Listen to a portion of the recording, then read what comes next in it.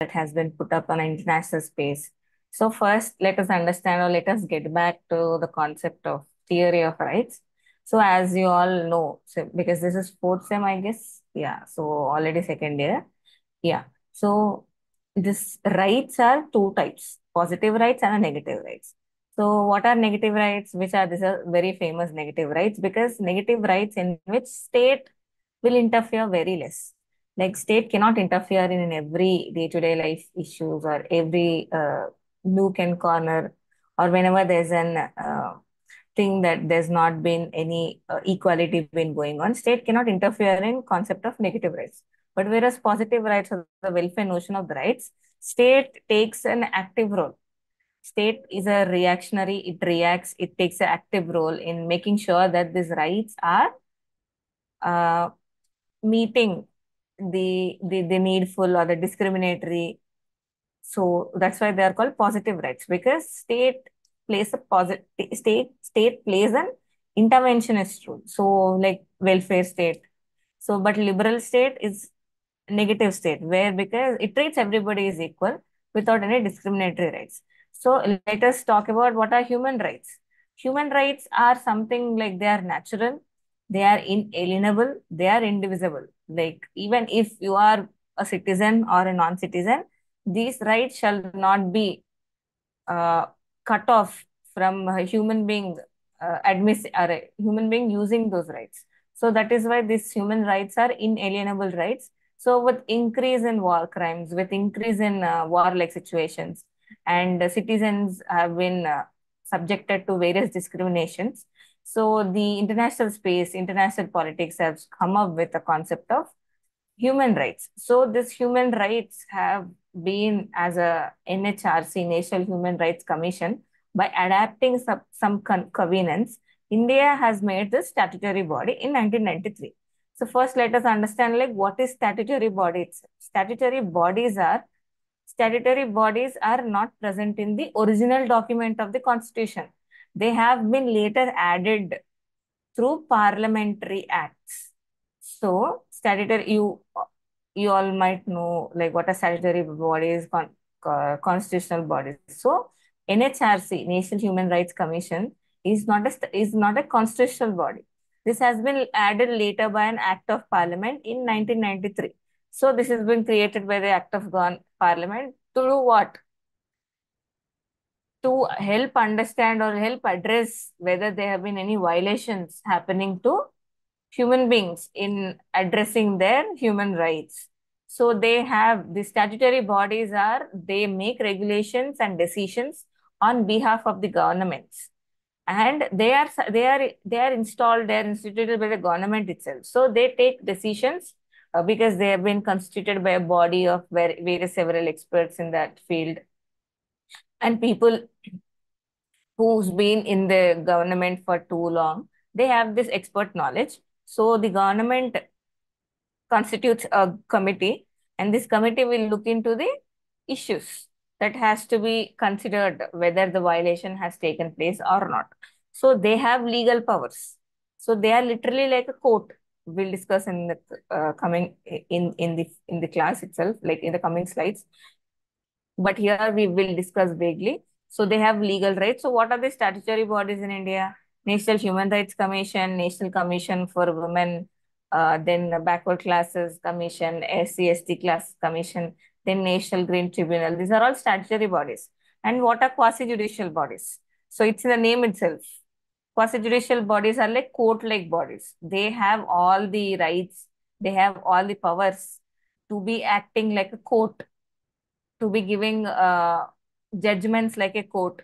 So they are an individual or could be a committee, powers that of a court or a judiciary. They are also established for certain time being or to look into a cause. Okay, so these are all act of parliament.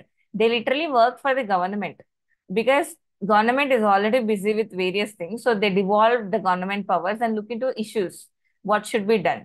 So, but these are all non-binding. These are just recommendations. They need not take seriously by the government. So these are all non-binding. That's a discussion for another day. So now let us understand National Human Rights Commission. So what is nation, like why did we come up with this notion of national array? Why did we wanted this commission to be established in first place? Is this Amnesty International is an international organization or NGO which looks into the war crimes or where the situations where the human rights have been violated. So they come up with this issue that these rights of citizens have been oppressed because the government of India for certain time being has been, I mean, this is by Amnesty International, has been looking into the issues or violating the rights of the people. So this international organization felt that it is high time that this country or this international space shall come up with this a law or a legislature or enact a legislature that shall look into the violation of human rights. So state governments are also empowered to make such commissions. So there is both National Human Rights Commission and also State Human Rights Commission. Then Human Rights Court. What are human rights courts? Any court which is being installed other than the Supreme Court or High Court or District Court, any other court is just to look into the speedy trial because this is not the regular case that has been taken up by any regular body, but this is like special like events which are need to be addressed in a moment. So that is why speedy trials have to be done. Then Protection of Human Rights Act 1993. Please remember it's an MCQ also for theory exam. So Protection of Human Rights Act 1993 constituted National Human Rights Commission. But this was passed, I mean, put up for debates, etc., then passed, officially constituted in October 1993. Because you know how a bill shall be put and put for discussions, what are the pros and cons they'll discuss, then president has to ascend the bill. So that's how then October 1993 this has been constituted. Now, what are the objectives? So, objectives are the covenants that we have discussed on international space. So, this is International Covenant on Civil and Political Rights, then International Covenant on Economic, Social, and Cultural Rights. So, these two covenants, India is a party to it. This looks into the violation of civil rights, right to life, etc., political rights like right to vote or participation in political institutions, all those things. Economic right means right to earn or a right to get this welfare being, and social means your values. Then cultural rights, like nobody should come in between your culture and you following it. So they should not object it if we talk in real sense. So India is a party to above covenants. India has always been party. This has been done by the UNO. So when UNO, India is original signatory. If you don't know, then you know now. So India is original signatory to the UNO. So UNO did this um covenants, which India was, of course, the part of it. So, in bringing this view in accountability and transparency, I mean, in order to show that we have been looking into the making the peaceful democracy or making the rights of the people very peaceful, they made this NHRC in the lines with these two covenants, this human rights covenants. So the composite, then with, okay, then let us understand the composition. So composition is four full-time and four deemed. Who are these? Four full-time members and four deemed members. Who are they? The chairman shall be who has been the Chief Justice of Supreme Court. Then one member who is or has been the judge of Supreme Court. Then one, see there, Chief Justice one, here judge of Supreme Court or Chief Justice of High Court. Then two members to be appointed from among the person having knowledge or practical experience. These are like experts. So there's always been people, see, we know that it's a judiciary, like part judiciary. So this committee shall consist a higher majority of people belonging to or has been had experience in judiciary. So that is why Chief Justice of High Court, Chief Justice of Supreme Court, then Judge of a Supreme Court, then two members who are termed as experts in dealing with the legal cases are also made to be the members. Then candidates with knowledge of practical experiences in human rights. So this is 2010 Act, sorry, 2019 Act, this last point, 2019 Act or legislation bill they added that this candidates with knowledge of practical experiences, at least one member shall be a woman. So this has been added in 2019 Act. So this is an latest development, 2019, we call it still a latest development. Then chairpersons of four deemed members, we already addressed like four full-time and four deemed members. Who are these deemed members? Four national commissions, chairmen of scheduled caste, scheduled tribe, women and minorities. They serve as ex officio members. They shall discharge all the functions, but they cannot inquire sumoto in violation of human rights case, but they can inquire sumoto in violation of uh, this National Commission for Scheduled Tribe, National Commission for Women, National Commission for Minorities. They can act as a sumoto, or sumoto means you can call for the case by yourself. This is literally acting like a court. Here, they are just D members. They can give their expertise, they can discharge their duties once the case has been taken up by the original four members.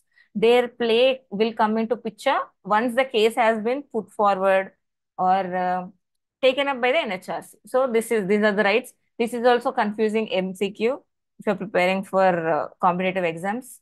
You never know. So appointment. Who appoints NHRC chairperson? It is also an interesting one. So selection committee will recommend candidate to the president. So candidate gives his assent on the recommended candidate. So who are this selected selection committee? Prime Minister, Speaker of Lok Sabha, Union Home Minister, Deputy Chairman of Rajya Sabha, and leader of opposition party in both the houses of the parliament.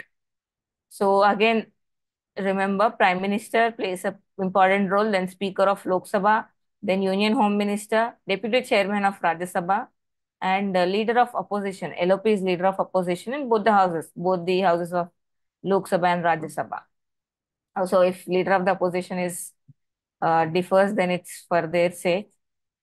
So an officer rank of Secretary to the Government of India is to be Secretary General to the Commission. So this Secretary General is also been appointed to NHRC, but this Secretary General duties have been changed with 2019 bill. So Secretary General can do any function except for the sumoto, calling up for sumoto by the chairperson, which is only available to the chairperson. But rest all, he can call any person, he can look into the cases. So secretary rights has been changed with 2019 bill. Then headquarters shall be at Delhi.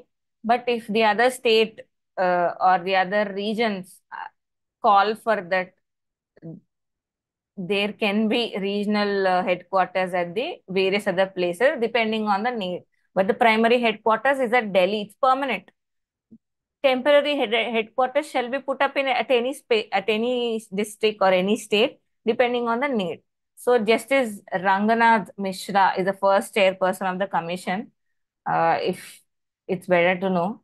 Then if a sitting judge of Supreme Court. So now the classes comes. Like who has to be, if the we already read that who has to be the members, what are the qualification. Now question comes, suppose if a sitting judge of a Supreme Court or sitting chief minister of high courts are to be appointed to this NHRC, then it can only be done after consultation with Chief Justice of India, because these are under Chief Justice of India holds responsibility of High Court, Supreme Court, or all the courts that have been existing in India. So, if a sitting judge, because why do they have to take the consultation of CJI? Because their position has been shifted, their duties has to be devolved to be working in NHRC, right? Now here the duties they have already originally been taken into, like they are appointed as a chief judge or chief justice to do some work. I mean their original duties. If their work has been dissolved or devolved with NHRC, then their work has been divided. So there will be late trials. There's been a lot of burden on the courts. So that is why they have to take the permission of their CEO, or I don't know how corporate runs. So they have to take the permission of the head manager. Then removal only removal from office only by order of the president, because president appoints. See, if any, in any, this is very easy to remember. If any appointment is done by the president, can then only president can remove them. Because if some other authority removes, then what is the position of president? Because he is the first citizen and the highest authority, right? So she now, okay, yeah, removal only by the order of the president. So president appoints, then president only removes. On grounds of what? Misbehavior or incapacity after Supreme Court on reference. Like, how do you understand that the judge has been, the member has been misbehaving?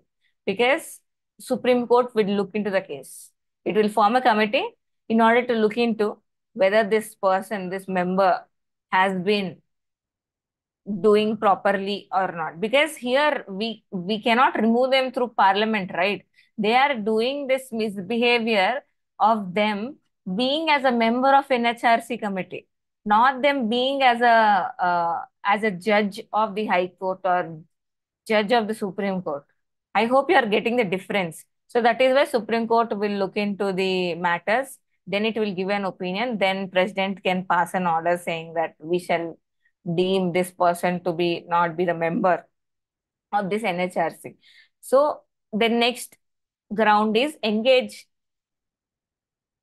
during his term of office in any paid employment outside of the duties of the office. This is like in a part way, like office of profit, but for the judges, but for the courts. Then is unfit to continue in office by reason or affirmative of mind or body. You all know, like if they are acting insane, if they are not properly sane to be eligible to take proper decisions, then they are not deemed to be not considered as a, I mean, proper sound person to be working as a member.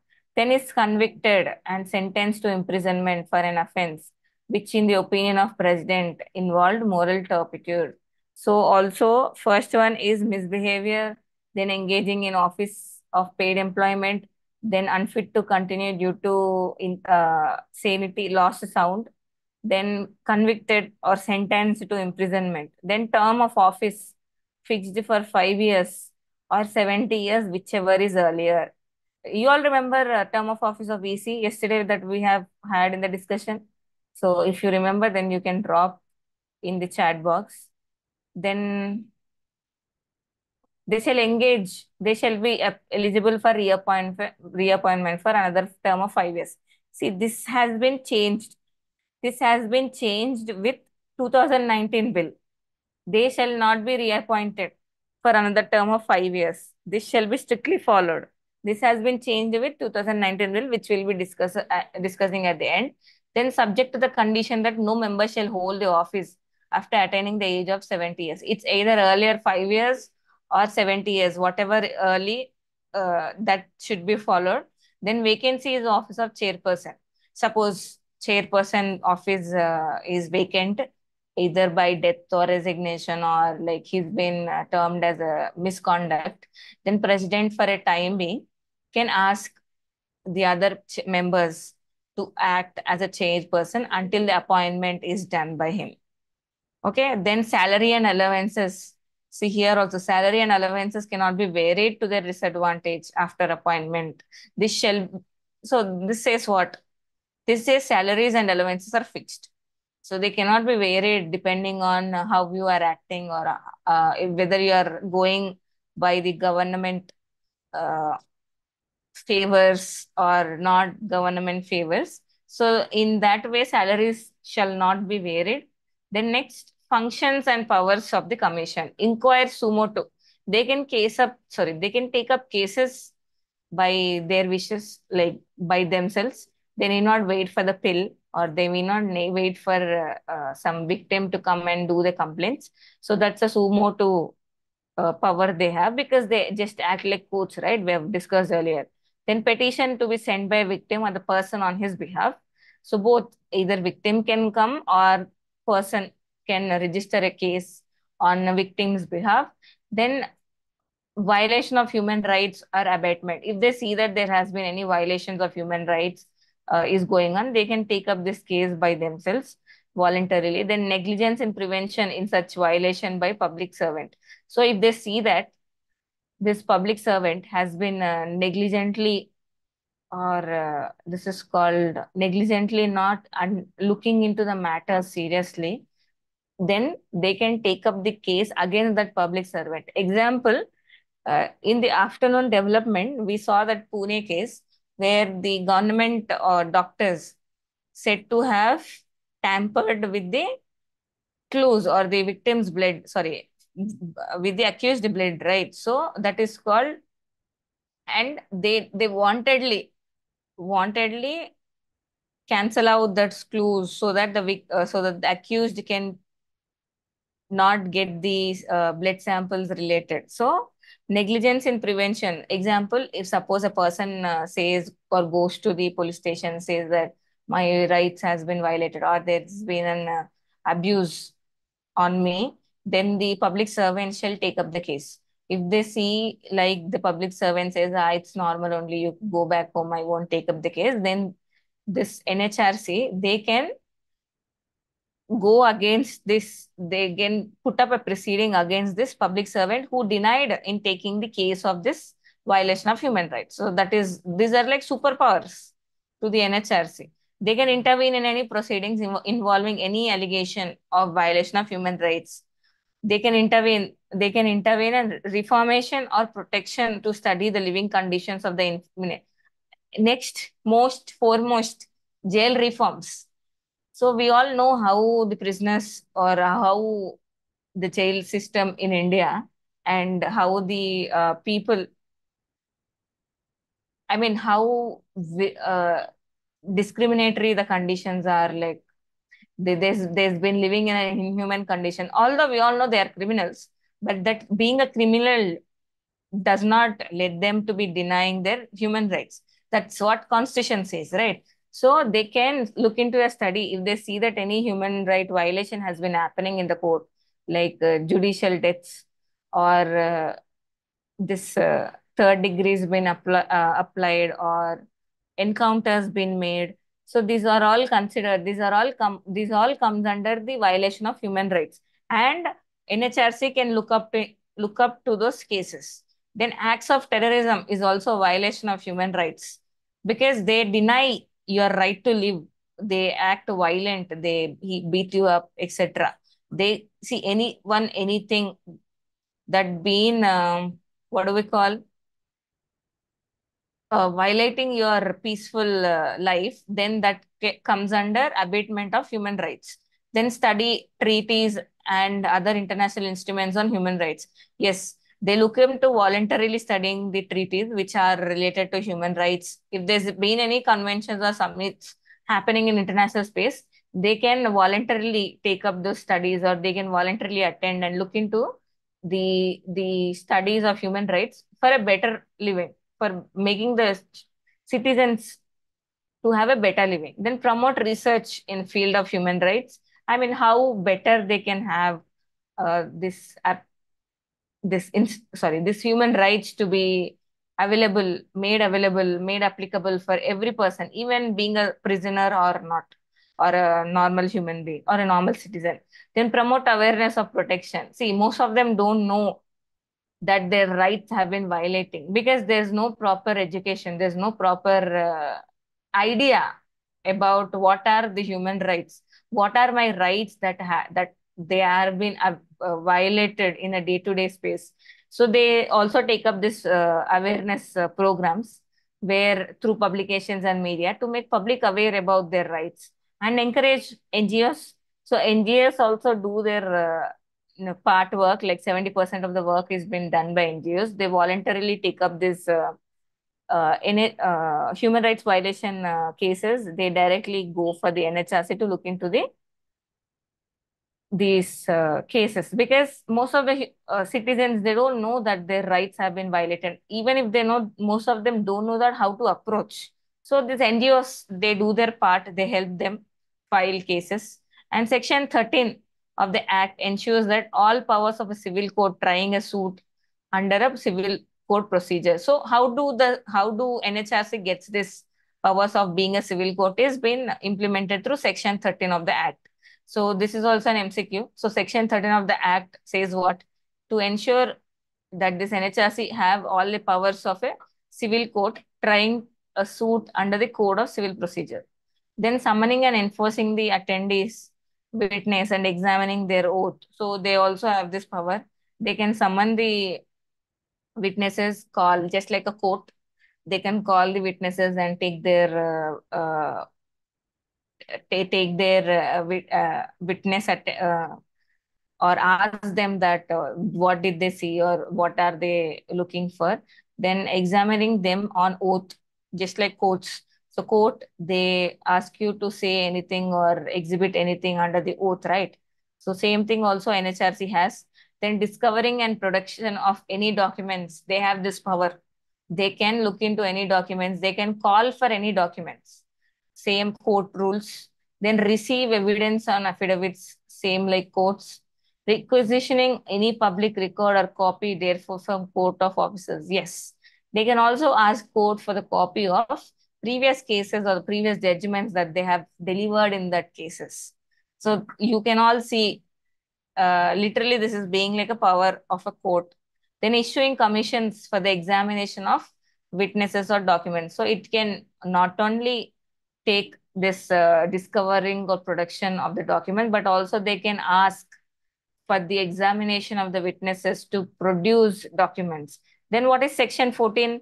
It permits the commission to utilize services of any officer or any agencies of the central government with their respective uh, concurrence. This is what Section 14 makes the NHRC to use the any public servant. Suppose there's been a violation of human rights in one case. So one officer has been responsible or has been working in that case. Now he has idea or the knowledge about what's actually happened in that case. So, but as he's outside the NHRC can voluntarily ask for that commission, that public servant to help them with this case. So there it's summoning him, it's summoning him to work with them for that particular case. So both central and the state also, that is also an important power. Section 14, again an important MCQ. Then commission or any officer agency working on behalf of the commission for the purpose of investigation of a complaint has the following power. So what are these? They can summon and enforce the attendance of any person. I hope you all watch crime movies. So if you put that thing in case how summoning officer can work, they can summon the victim, collect the proof, etc. Then they can investigate into that certain case that pertaining into. So that's all like the constitution being put in a motion picture. Same thing. So produce for a dealing with complaints. Then regular sittings in the first and so how does this NHRC as a committee works means they do regular sittings. They meet regularly to discuss upon the issues that have been going. So first and the third week of every month, except holidays, courts don't work on holidays, same like NHRC also don't work on holidays. Then commission may approach Supreme Court or the concerned High Court for the directions. So commission has both rights to reach the courts, also ask them to give the previous judgments that has been already done by that respective court. Then commission is required to send the report of inquiry to the concerned government. Yes, this has been done because the concerned government will only set up the NHRC to look into the certain case, right? So it's the responsibility of NHRC to submit their final reports. But as these are non-binding, this can be looked up or not looked up. Then commission is required to publish the inquiry report together with the comments. See, this report will be sent to suppose state or the central government. Then state or central government has to give their initial responses. Now the case has been done. NHRC been installed. They investigated one case. They gave the recommendations to the government that has installed it. So now government will give its reply that okay, we'll look into so and so. Now NHRC, it falls on the part of NHRC that all these reports by them, all the reports by the concerned government shall be published. Then copy of inquiry report is also given to the petitioner. So also sent it to them, also sent it to the petitioner. Same like court, copy shall be sent to the respective officers and copy shall be sent to the petitioners. Then commission as a catalytic agent brought together the concerned central and state agencies to take number of initiatives. This acts as a catalyst. You know what catalyst does? It makes the process earlier, right? So that catalyst, NHRC brings the or brings the notion of human rights into making the cases to be addressed further earlier rather than getting delayed because the main notion of human rights violation has been at the place. So commission acts as a catalyst for both central and state agencies in coming them together. Like it also acts as a bond, like this carbon bond as a catalyst. Then it can intervene in any proceedings involving any allegation pending before a court. So it also has a right to involve in any violation that has been pending before a court. These are all like true crazy MCQs. I hope if you remember, it's nice. Then in India, most of the reported human rights violations have been against the police forces. We all know fake encounters or the custodial deaths or third degree or what do we call jail, they beaten up in the jail custody. So and also armed forces.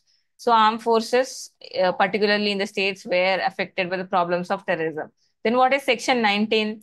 Commission seeks the report from that very government whose forces have been indulged in human rights violation. So we have read Section 13, 15, and 19.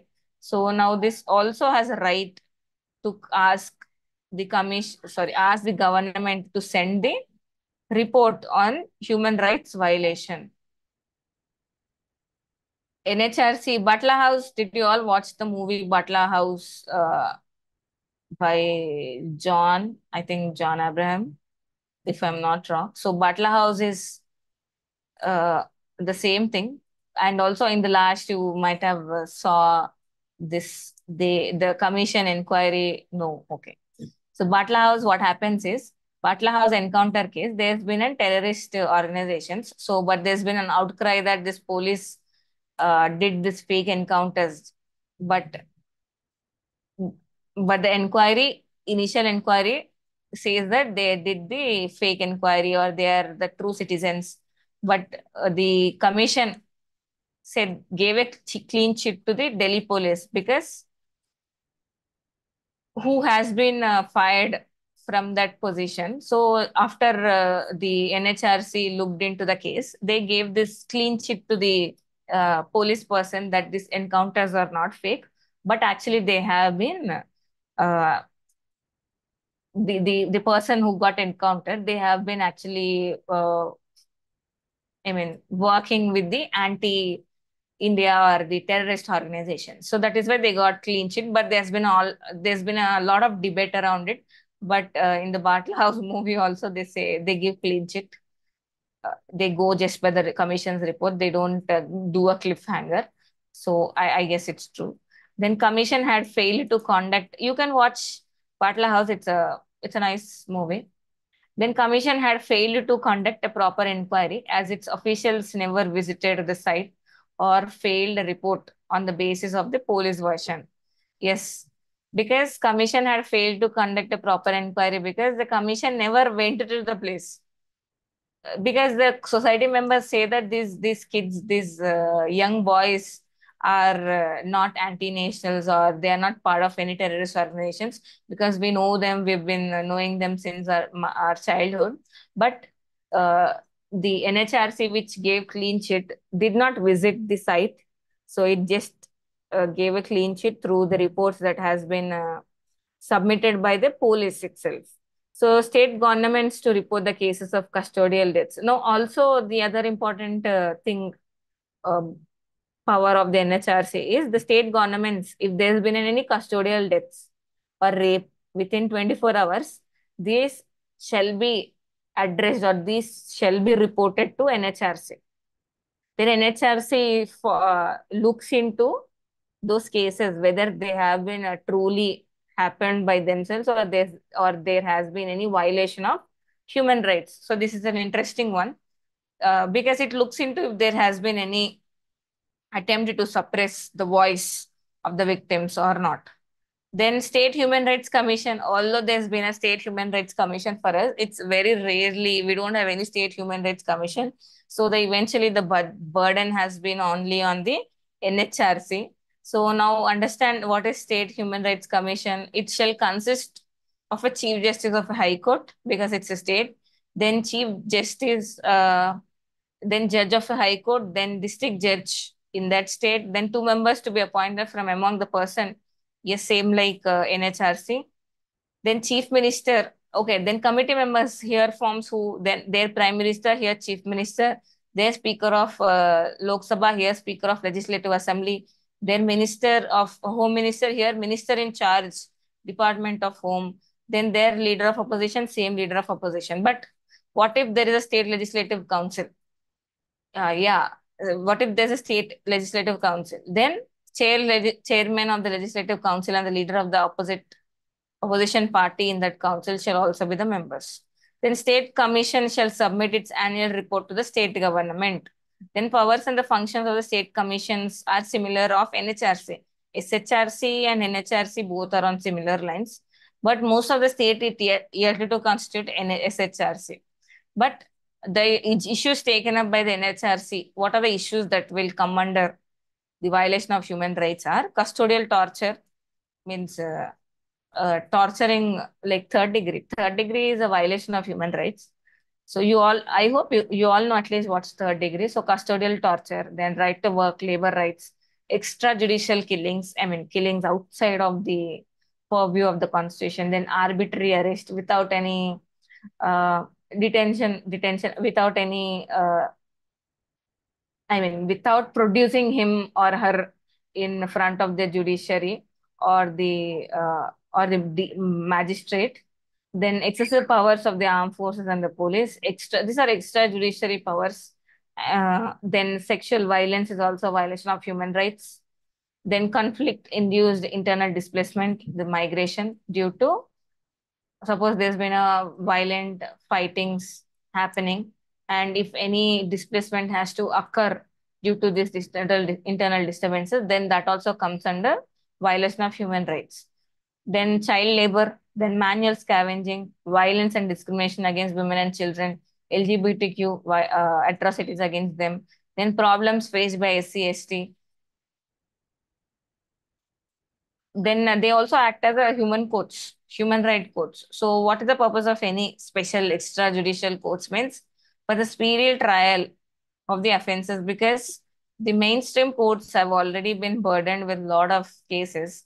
But here, human rights violation day to day, you need to make sure that the victim uh, shall not be denied of their right to properly use their human rights. So the speedy courts has been established. Then Chief Justice of the High Court by notification specify this code for each district. This is also an important MCQ. So then uh, who provides or who establishes the speedy courts means Chief Justice of High Court. Then they shall not apply in, so, see, the speedy trials shall not apply in two conditions. There are conditions for establishing the speedy trials. But what are the conditions that there shall not be any speedy trials are in a court of session.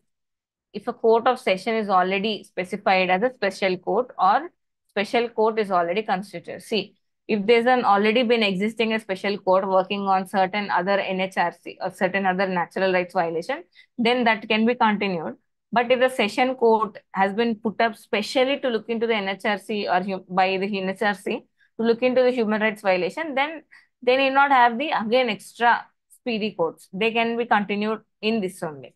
Then a special discretionary power to specify any court of session. But there are limitations. The main and foremost limitation, even though what are the powers they have, what are the recommendations they do, or how quickly they work on certain case, the recommendations are not binding. Not binding means the parliament or the government that has that has instituted this NHRC for that purpose or looking into that rights may or may not follow the recommendations given by the NHRC. So this is not binding on them. They can just look into, consider them and say we might look into it in the future. So as these are non-binding, this all the powers, whatever we have discovered, might go in vain because they are not binding and they cannot uh,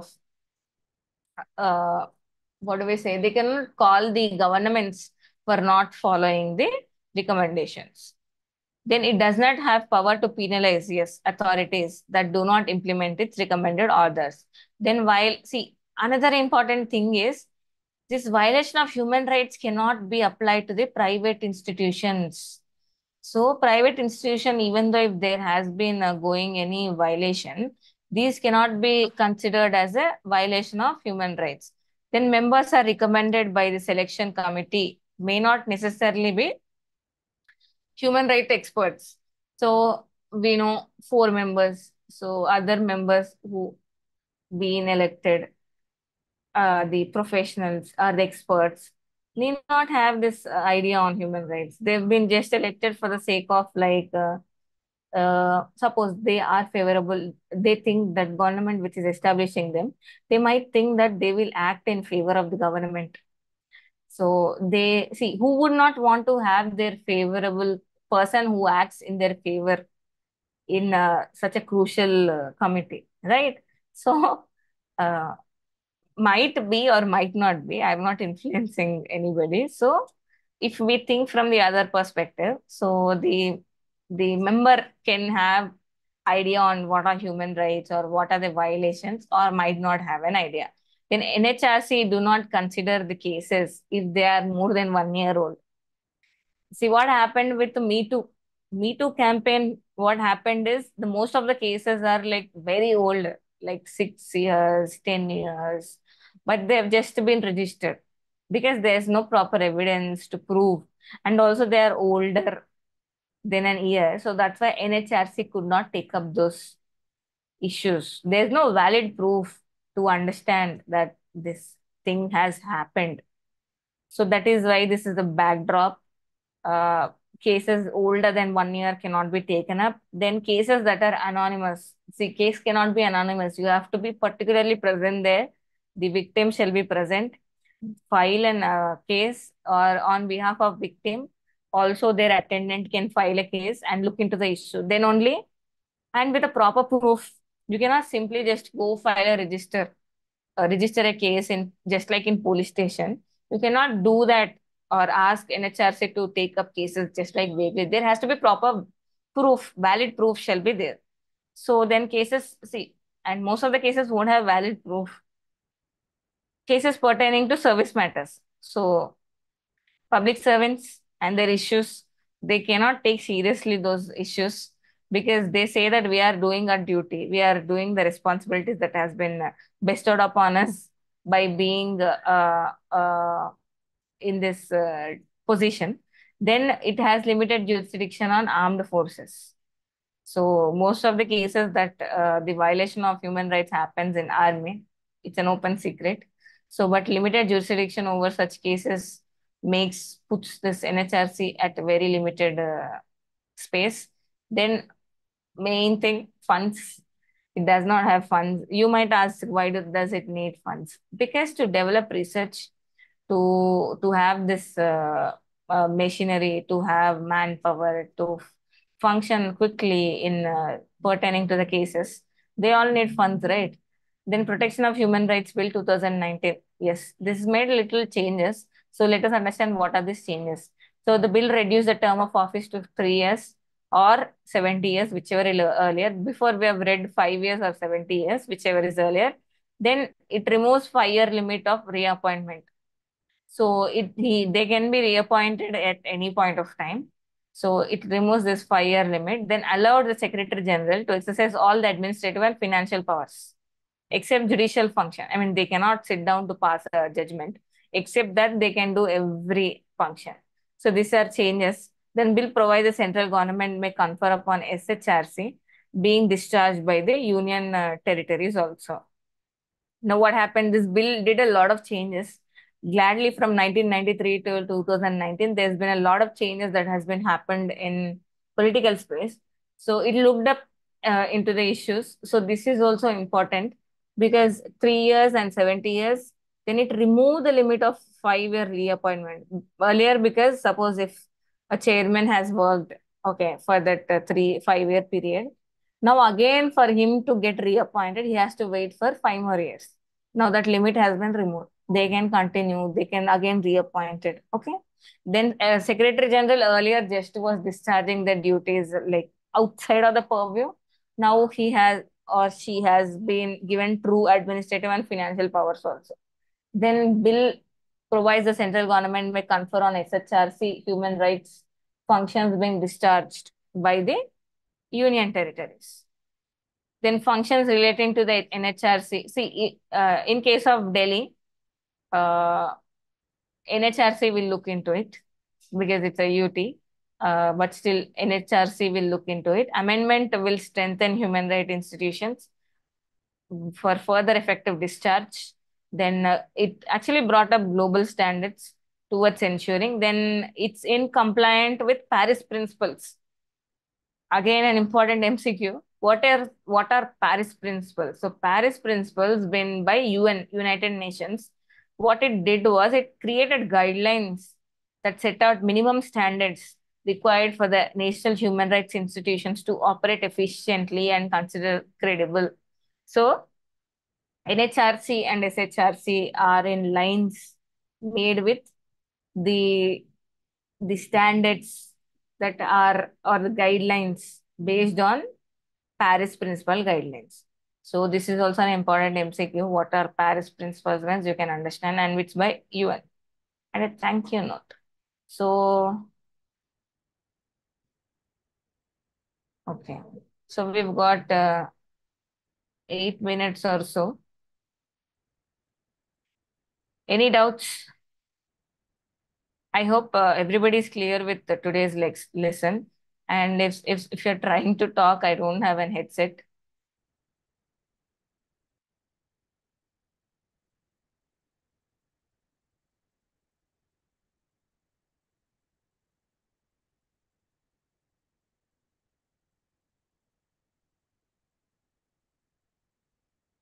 Brief review. Okay, I'll give you. So NHRC is basically made on the lines of this covenants that have happened by the UN, like International Covenant on what do we call? Here it is. International Covenant on Civil and Political Rights, International Covenant on Economic, Social and Cultural Rights. Then NHRC has 4 full-time members and 4 deemed members. In that 4 full-time members, one has to be Chief Justice of Supreme Court, the other has to be Judge of Supreme Court, the other has to be Chief Justice of High Court. Then 2 members to be appointed from among the members who are experienced. Then candidates with knowledge or on practical experiences. One member has to be woman. Then the chairpersons of all 4 national commissions, right, scheduled caste, scheduled tribe, women, minorities, OBCs, they shall serve as an ex official members, but they can only discharge their duties. They cannot call for a sumoto. They cannot call for a case because they already have this functions of looking into national commissions, right? Then appointed by selection committee. Who are the selection committee? Prime Minister, Home Minister, then Speaker of Lok Sabha, Deputy Chairman of Rajya Sabha, then Leader of Opposition in both the houses. Then the Secretary, there is also secretary to NHRC. This secretary has these functions of administrative and financial, but they cannot take up these judicial functions. Then headquarters is at Delhi. Then they are only removed by the president on the grounds of misbehavior and etc. Then term is fixed. It's changed to 3 years or 70 years or whichever is earlier and eligible for reappointment after five. They need not wait for 5 years of reappointment. Then what? Yeah, salary and allowances are fixed. Vacancy in terms of vacancy, president only. They can apply, sorry, they can authorize 1 member to be chairman, acting chairman. Then they have sumoto functions. They can look into, they can call civil servants also. They can ask the court to get a decree. They can act like a court. They can ask for the documentation. They can ask the victim to provide a proof under the oath, then make recommendations, then act. Then they have powers of a civil court. Then they can use they can use this civil servants or the public servants for their case. Then they can summon any person. Then they'll sit regularly for first and third week. They'll approach Supreme Court if there are anything more needed. So it then section 19 is it can ask the government to produce any violations, and also it can ask the state governments to report custodial deaths or rapes within 24 hours. Then this is HSRC, SHRC. Then what are the acts of NHRC are this sexual violence, child labor, etc., LGBTQ, then violence against women, armed forces. Then they will not take up a case if this has already been they will sorry the limitations are the recommendations are non-binding, and they will not take up a case which if it's more than 1 year, then if there is no valid proof, or if this is related to service matters or armed forces matters. And also private parties, they cannot penalize the private parties, and also it cannot penalize the government for not implementing the recommendations. Then there's an amendment to it, Human Rights Amendment Bill 2019. So this then it is based on the Paris Principle 1991. Paris Principle means guidelines, standards that has been set up by the United Nations. This is a summary. Then anything else?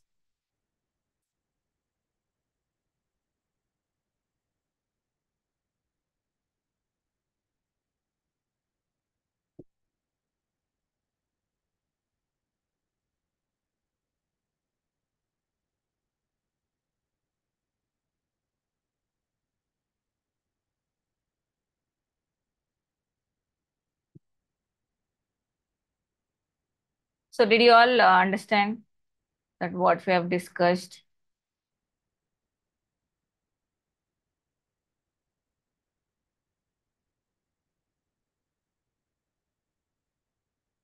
Yeah, read points point to point, because I don't know if this is especially with exams becoming MCQs.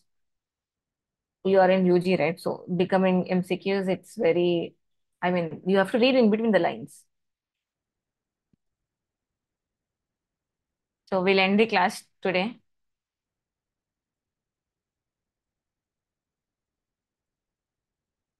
Any doubts?